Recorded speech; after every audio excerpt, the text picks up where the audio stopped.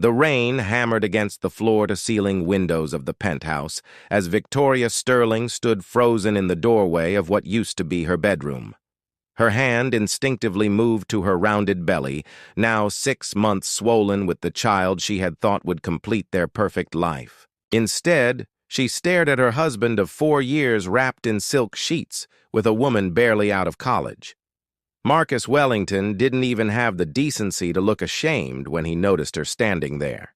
His steel-gray eyes met hers with cold indifference as he casually reached for his robe. "Victoria, you're home early." "Early?" Her voice cracked, barely above a whisper.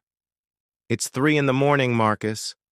I've been at the hospital since yesterday because of the bleeding scare. Remember, the one you were too busy to attend?" The young woman beside him, all golden hair and surgically enhanced curves, giggled softly. "Should I go?" she asked, making no move to cover herself. "No, Jasmine. Stay." Marcus's voice was eerily calm as he stood up, towering over Victoria's small frame. "Victoria was just leaving." The words hit her like physical blows. "Leaving? This is our home, Marcus. I'm carrying your child." "Are you?" His question hung in the air like poison. "Because I've been thinking, and the timing doesn't quite add up, does it?" Victoria's legs nearly gave out. She gripped the doorframe for support, her wedding ring catching the light from the bedside lamp. The same ring he had slipped onto her finger 4 years ago, promising her forever. The same ring that now felt like a shackle around her finger. "How dare you?" she breathed, tears finally spilling down her cheeks. "How dare you question my faithfulness when you're the one— When I'm the one what? Taking care of my needs while my wife grows more distant and demanding every day?" Marcus stepped closer, his presence suddenly menacing. "Face facts, Victoria. We've grown apart. This marriage has been over for months." Jasmine stretched languidly, on the bed, clearly enjoying the drama. "Marcus told me all about how you trapped him with this pregnancy. Pretty desperate, if you ask me."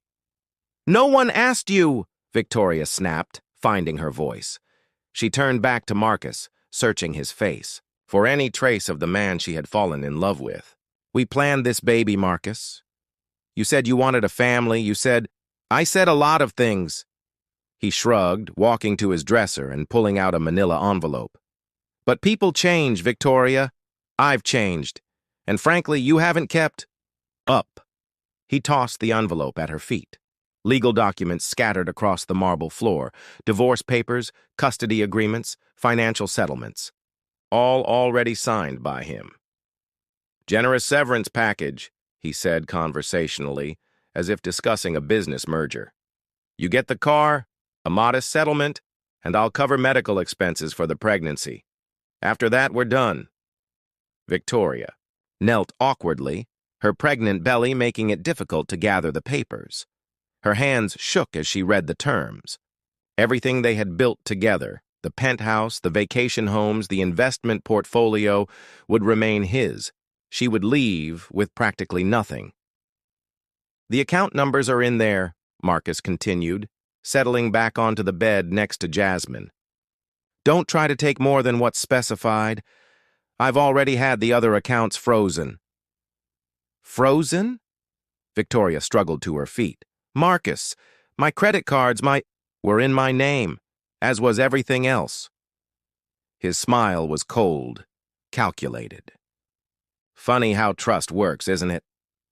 The realization crashed over her like a tsunami. She had been so naive, so trusting. In the name of love and partnership, she had allowed him to handle all their finances, to make all the major decisions. She had given up her job, her independence, her identity to be Mrs. Marcus Wellington, and now she had nothing. Jasmine's phone buzzed, and she giggled as she read the message. "Oh, Marcus, the photographer got some amazing shots at the charity gala tonight.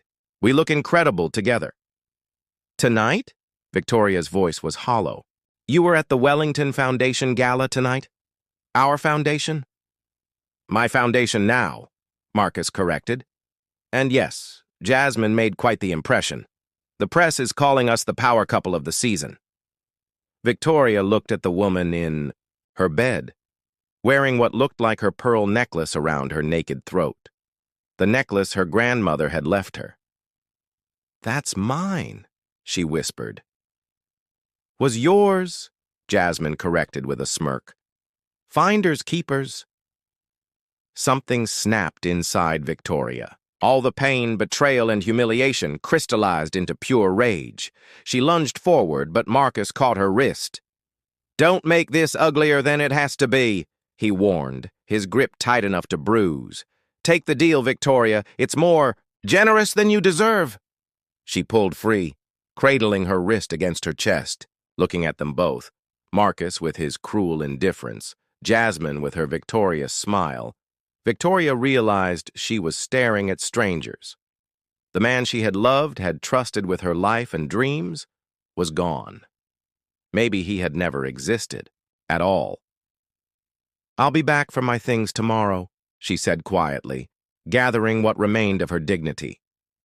"Take only what you brought to this marriage," Marcus called after her. "Everything else stays here." Victoria paused at the bedroom door, her hand on her belly where their child grew. "This baby will know exactly what kind of man you are," she said without turning around. His laughter followed her down the hallway. "Good luck proving that, sweetheart. Who's going to believe the desperate ex-wife over me?" As Victoria walked out into the rain with nothing but her purse and the clothes on her back, she had no idea that someone had been watching the penthouse that night. Someone who had seen everything, and someone who was about to change her life forever. 3 weeks later, Victoria sat in the cramped waiting room of the free clinic, her hands folded over her growing belly. The plastic chair creaked under her weight, and the fluorescent lights buzzed overhead like angry wasps.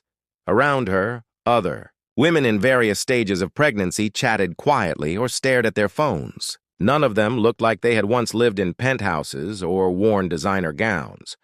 The modest settlement Marcus had provided was drying up faster than she had anticipated.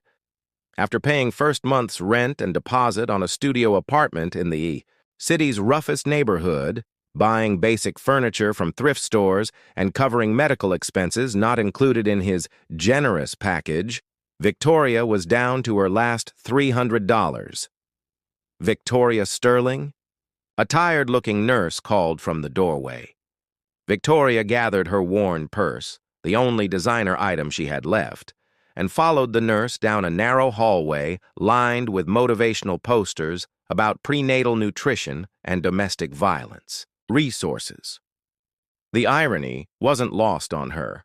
Dr. Amanda Foster was a kind woman in her 40s who ran the clinic mostly through donations and sheer determination.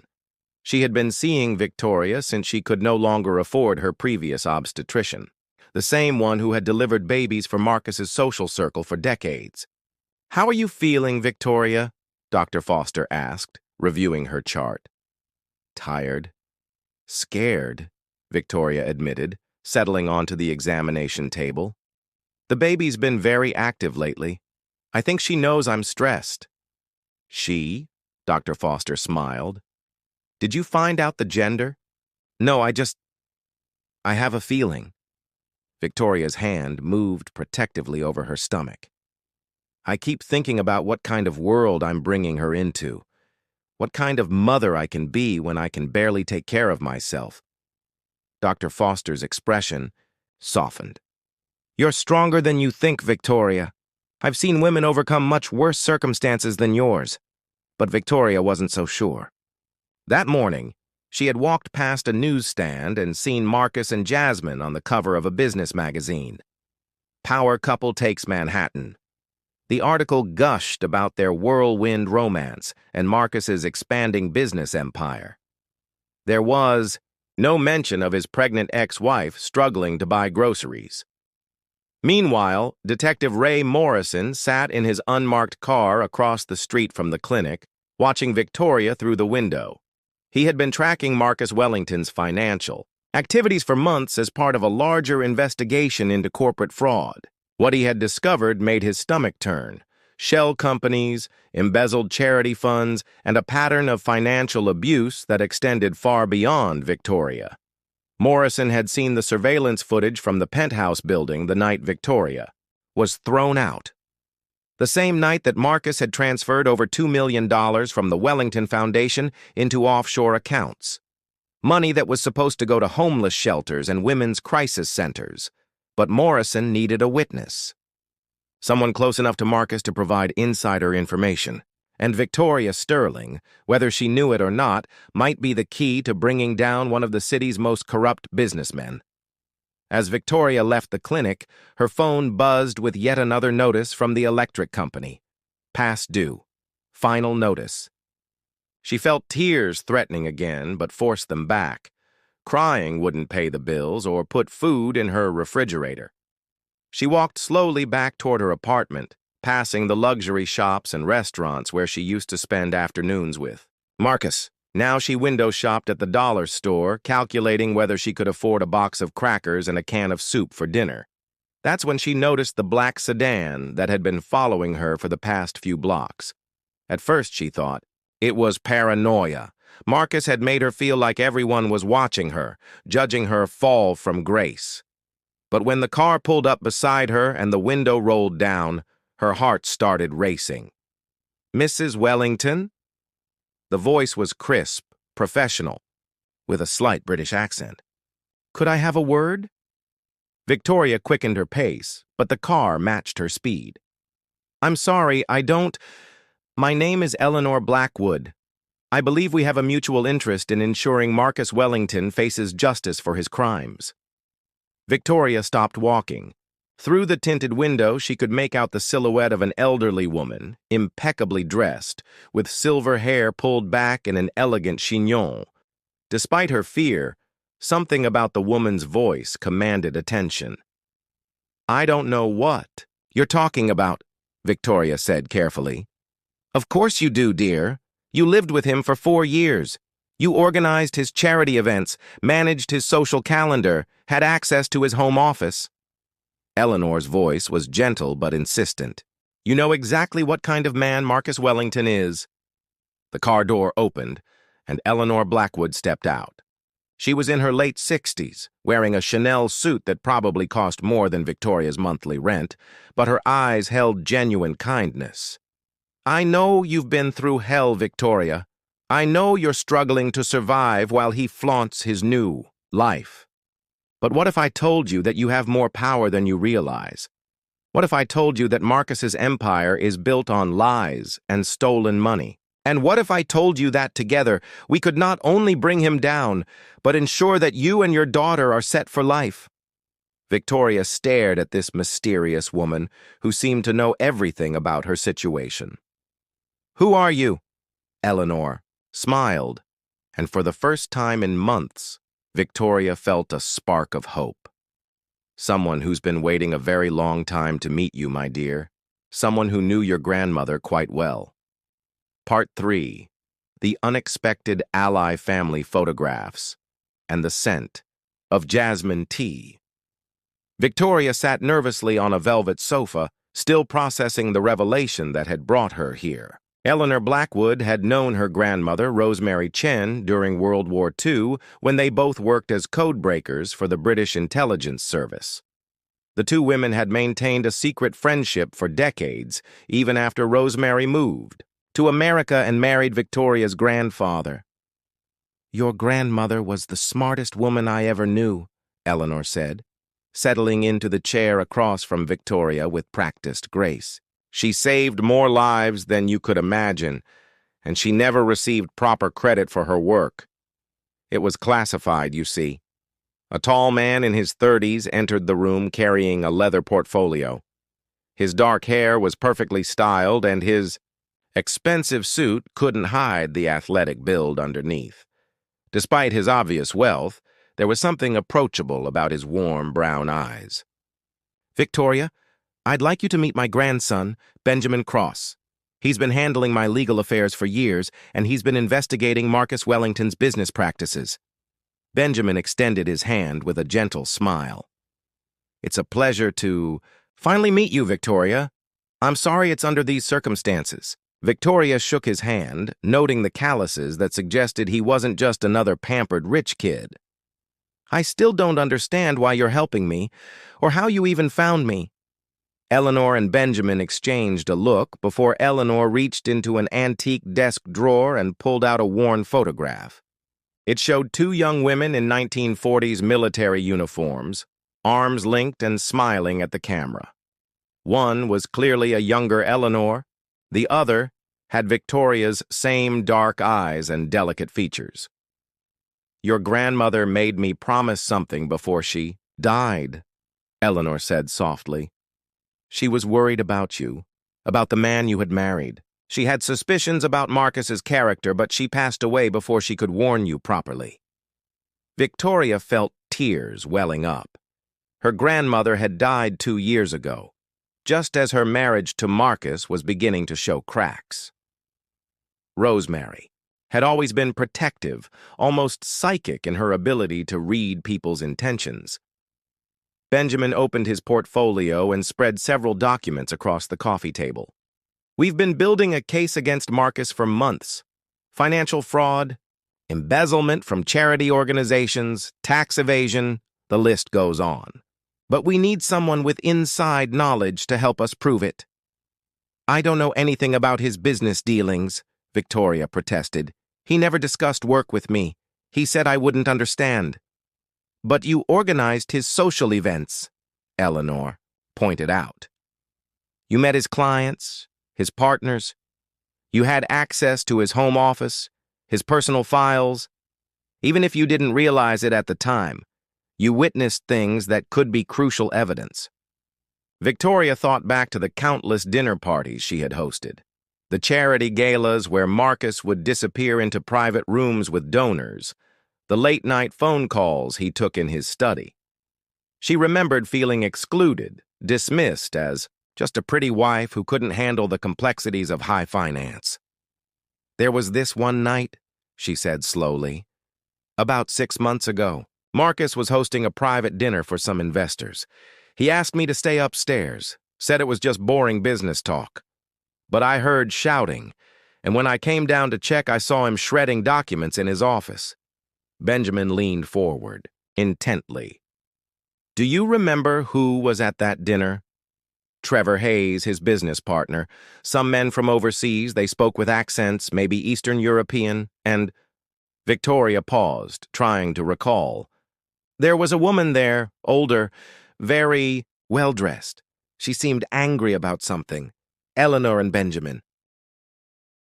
The charity gala at the Metropolitan Museum was Marcus Wellington's crowning achievement, a night designed to showcase his philanthropy and cement his reputation as New York's most eligible bachelor.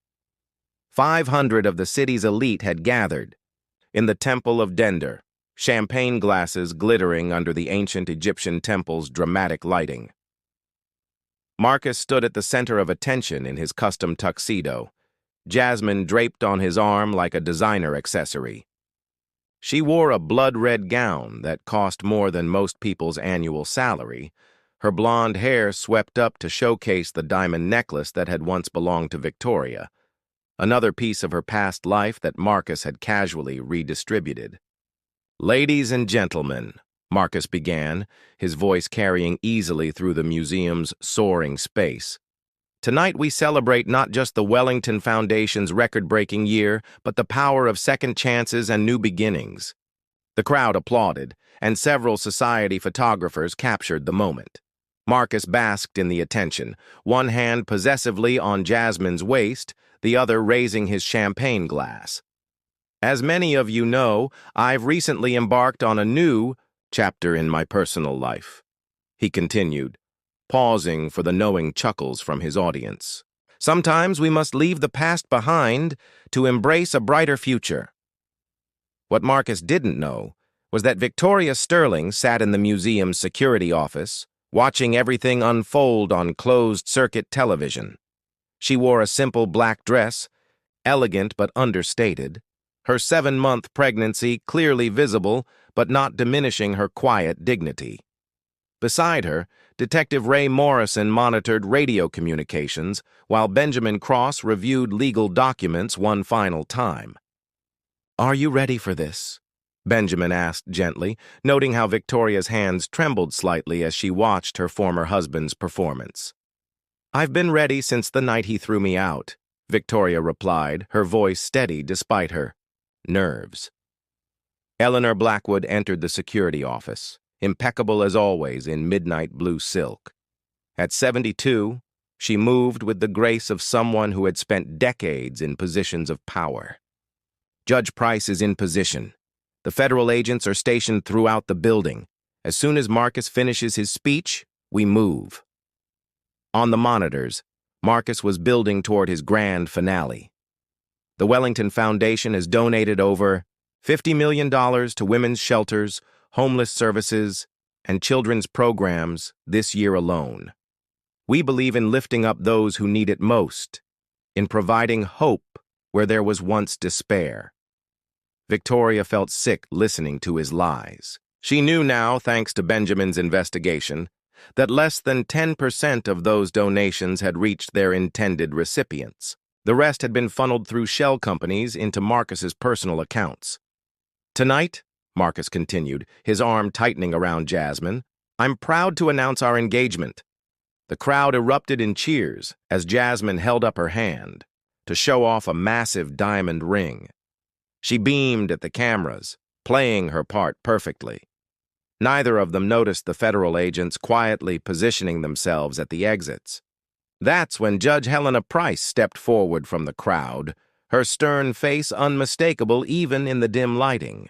She was followed by 2 FBI agents, their badges clearly visible. "Marcus Wellington," Judge Price's voice cut through the celebration.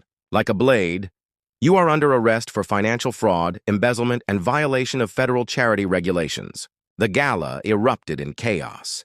Champagne glasses shattered as guests stepped back in shock. Camera flashes exploded as photographers realized they were witnessing the scandal of the decade. Jasmine screamed and stumbled backward, nearly falling off the museum steps. Marcus's face went white, then red with rage. "This is ridiculous. I demand to speak to my lawyer." "Your lawyer has been arrested as well," Detective Morrison announced, appearing beside Judge Price. "Trevor Hayes is currently in federal custody, and he's been very cooperative about your offshore accounts." As the handcuffs clicked around Marcus's wrists, Victoria stood up from her chair in the security office. It was time for her entrance. She walked through the museum's corridors with Eleanor and Benjamin flanking her, past priceless artifacts and ancient treasures toward the scene where her former life was finally ending. The crowds parted as they recognized her, not as Marcus's discarded ex-wife, but as the woman who had brought him down. When Marcus saw her, his composure finally cracked completely. "Victoria, you vindictive bitch! You did this!" "No, Marcus," Victoria said calmly, her voice carrying clearly in the stunned silence. "You did this. Every forged document, every stolen donation, every woman you used and discarded. That was all you." Jasmine lunged toward Victoria, her perfectly manicured nails aimed at Victoria's face, but Benjamin stepped smoothly between them. "I wouldn't, if I were you. Assault on a pregnant woman carries serious charges." The young woman who had seemed so confident an hour earlier now looked lost and desperate. "Marcus, tell them this is all a mistake. Tell them." But Marcus was being led away, still shouting threats and denials that fell on deaf ears. The federal agents had recovered over $20 million from his accounts, money that would be returned to the charities and individuals he had defrauded. As the last of the crowd dispersed and the museum returned to its usual quiet dignity, Victoria stood before the Temple of Dendur, her reflection wavering in the water that surrounded the ancient stones. 6 months ago, she had been broken, abandoned, left with nothing but the clothes on her back and a baby growing inside her. Now she was free. Marcus would likely spend the next decade in federal prison. Jasmine faced charges of her own for helping, launder money through her social media sponsorships. And Victoria had not only her grandmother's inheritance, but the settlement money she would receive from Marcus's seized assets. More importantly, she had something Marcus could never take away: her integrity, her strength, and the unwavering support of people who truly cared about her. Eleanor placed a gentle hand on Victoria's arm. "Your grandmother would be proud, dear. You've honored her memory." Benjamin stood on her other side, and Victoria felt a warmth that had nothing to do with victory or vindication. Over the past months, as they had worked together to build the case against Marcus, she had come to appreciate his kindness, his intelligence, and his genuine respect for her strength. "What happens now?" Victoria asked, one hand resting on her belly where her daughter moved restlessly, as if sensing that their world had shifted once again. "Now," Eleanor said with a smile, "you write your own story, and it starts with happily ever after." Part 5. Phoenix Reborn. 2 years later, Victoria Sterling stood in the sunlit nursery of her Brooklyn townhouse, watching her daughter Oliver take her first tentative steps between the safety of her toy chest and Mommy's outstretched arms. The room was painted a soft sage green, with hand-drawn murals of fairy tale characters that Benjamin had commissioned from a local artist as a surprise baby gift. "Come on, sweetheart," Victoria encouraged, crouching down despite her professional pencil skirt. "Come to Mama." Oliver giggled and launched herself forward, taking 3 wobbly steps before tumbling into Victoria's arms.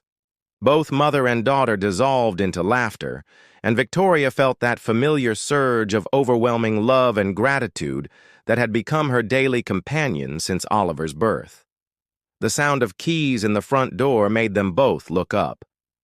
"Daddy's home," Victoria announced, though Benjamin Cross had been daddy to Oliver for almost a year now, ever since he and Victoria had married in a small ceremony in Eleanor's garden. "Where are my girls?" Benjamin's voice called from downstairs, followed by the familiar sound of his briefcase hitting the entry table and his footsteps on the hardwood floors. Oliver squealed with delight and took off crawling toward the nursery. Docker at impressive speed, Victoria followed, smoothing her hair and checking her reflection in the hallway mirror. At 28, she looked nothing like the broken, frightened woman who had been cast out of that penthouse 3 years ago. Success suited her. The confidence that came from building something meaningful with her own hands, the glow of being genuinely loved and respected. Benjamin appeared at the top of the stairs just as Oliver reached the landing. He swept the toddler up in his arms, spinning her around while she shrieked with glee. "And how was your day, little princess?" he asked, before turning to Victoria, with the smile that still made her heart skip. "And how was your day, beautiful?" "Productive," Victoria replied, accepting his kiss and breathing in the familiar scent of his cologne mixed with the spring air from outside. "The women's shelter is ahead of schedule for opening next month, and we had 3 more major donors commit today."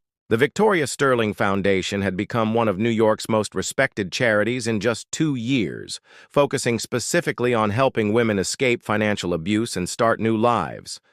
Unlike Marcus's hollow philanthropy, every dollar Victoria raised went exactly where it was supposed to go, and she personally oversaw every program. "That's my brilliant wife," Benjamin said proudly, shifting Oliver to one arm so he could wrap the other around Victoria. "Eleanor called. She wants to know if we're still on for dinner Sunday, something about having big news to share."